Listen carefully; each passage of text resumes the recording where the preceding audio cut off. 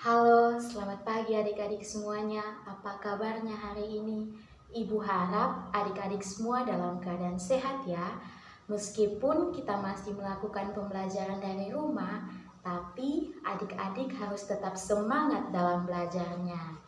Nah, sebelum memulai pembelajaran kita pada pagi hari ini, kita awali terlebih dahulu dengan berdoa. Berdoa menurut agama dan keyakinan kita masing-masing. Berdoa dimulai. Berdoa selesai. Oh iya, buat adik-adik semua, jangan lupa ya untuk mengisi daftar kehadiran di Google Classroom.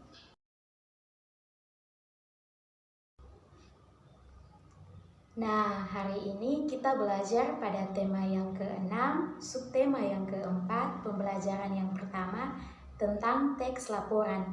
Pasti adik-adik banyak yang bertanya, apa itu teks laporan, bagaimana jenisnya, bagaimana ciri-cirinya, bagaimana strukturnya, dan bagaimana kaidah kebahasaannya.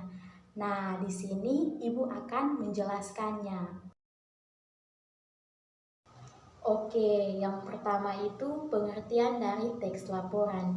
Jadi, teks laporan adalah teks yang memberikan informasi secara umum tentang sesuatu berdasarkan fakta yang diperoleh secara langsung dari hasil pengamatan. Jadi, pengamatan atau observasi ini dapat dilakukan oleh seorang pengamat dengan terjun langsung ke lapangan untuk mencari informasi yang ada. Informasi ini bisa berupa informasi objek tentang keadaan alam, keadaan lingkungan, hewan, tumbuhan, kebudayaan, dan masih banyak lagi. Oke, setelah mengetahui pengertian dari teks laporan, sekarang kita masuk ke bagian kedua, yakni jenis-jenis teks laporan. Teks laporan di sini terdiri atas dua jenis. Yang pertama itu teks laporan formal. Teks laporan formal memiliki struktur dan kaidah yang lebih baku dalam penyusunannya. Contohnya di sini adalah teks laporan berita. Yang kedua itu teks laporan non formal. Teks laporan non-formal adalah teks yang memiliki struktur dan kaidah yang lebih sederhana sehingga kita sangat mudah untuk membuatnya. Contohnya di sini adalah teks tentang pemandangan alam, tumbuhan, dan hewan.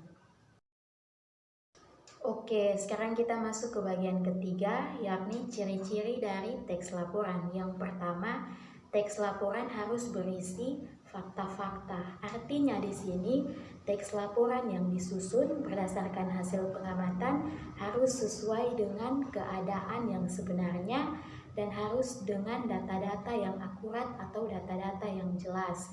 Yang kedua itu teks laporan harus bersifat objektif dan tidak berisi pendapat pribadi. Artinya ketika teks ini disusun harus diperkuat dengan keadaan yang sebenarnya tanpa melebihkan atau mengurangi dari hasil pengamatan objek tersebut. Yang ketiga, teks laporan itu harus bersifat informatif atau komunikatif. Artinya di sini teks laporan itu harus berisi informasi-informasi yang sangat dibutuhkan oleh para pembaca tentang sebuah objek, dan objek tersebut atau hasil pengamatan tersebut harus bisa dikemas dengan semenarik mungkin agar bisa menarik minat para pembaca dalam membacanya. Oke, sekarang kita masuk ke bagian keempat, yakni struktur teks laporan. Umumnya, teks laporan ini mengandung 3 struktur utama.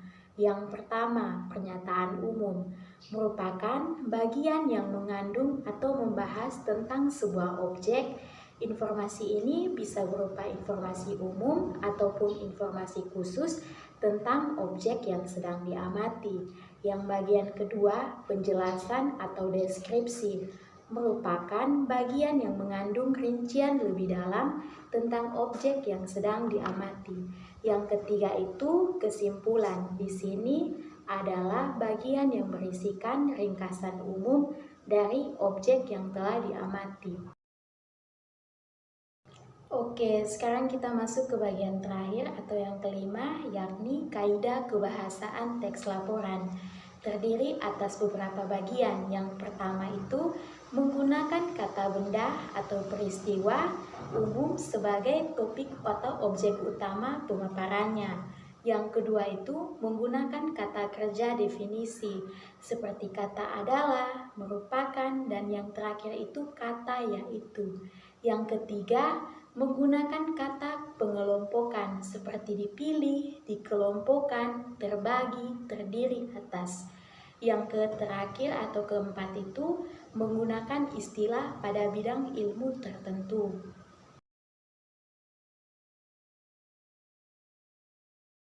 Oke, sekian pembelajaran kita hari ini ya. Oh iya, jangan lupa untuk mengerjakan tugasnya yang telah Ibu kirimkan di Google Classroom. Walaupun sekarang kita masih dalam pandemi saat ini, tapi kita harus selalu mematuhi protokol kesehatan, seperti memakai masker ketika beraktivitas di luar ruangan, menjaga jarak ketika berada di kerumunan, dan selalu mencuci tangan baik sebelum dan sesudah melakukan aktivitas. Karena tadi di awal pembelajaran kita awali dengan berdoa, maka di akhir pembelajaran juga kita harus akhiri dengan berdoa. Mari kita berdoa menurut agama dan keyakinan kita masing-masing. Berdoa dimulai. Berdoa selesai. Sampai jumpa.